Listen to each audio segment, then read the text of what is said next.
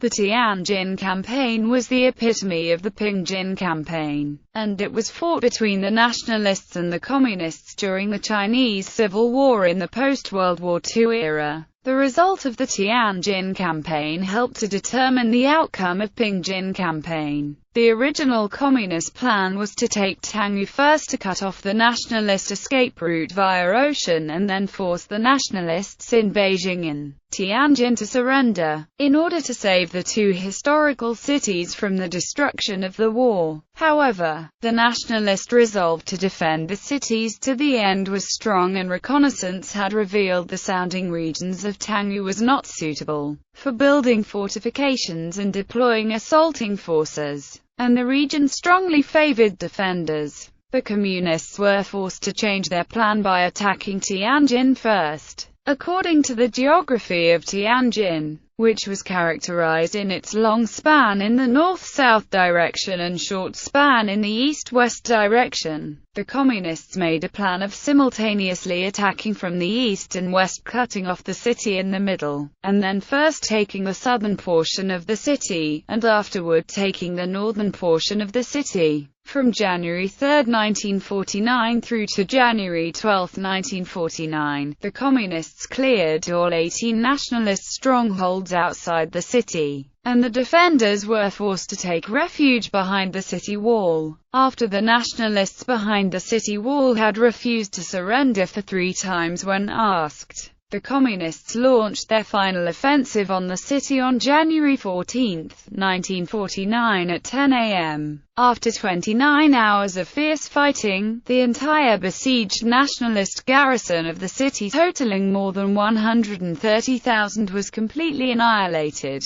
and Chen Changji, the nationalist commander-in-chief of the defense, was captured alive along with many of his subordinates, including his deputy, Major General Qiu Zongding, the deputy commander-in-chief of nationalist Tianjin garrison, Major General Yang Wei, the chief of staff of the nationalist force defending Tianjin, Major General Li Yeqing, the secretary general of nationalist headquarters in Tianjin, and Major General Cheng Zijian, the nationalist inspector general from Nanjing, handpicked personally by Chiang Kai-shek himself. With the exception of the 7th Chinese textile factory, which was completely destroyed in the final offensive, most of the rest of the infrastructure of Tianjin was captured intact. The price paid by the attacking communist force is relatively low in the campaign, suffering a casualty rate that includes 7,030 killed, and 19,214 wounded, without any missing or being captured. Among those communists killed were several hundred Japanese troops of the former Japanese Imperial Army,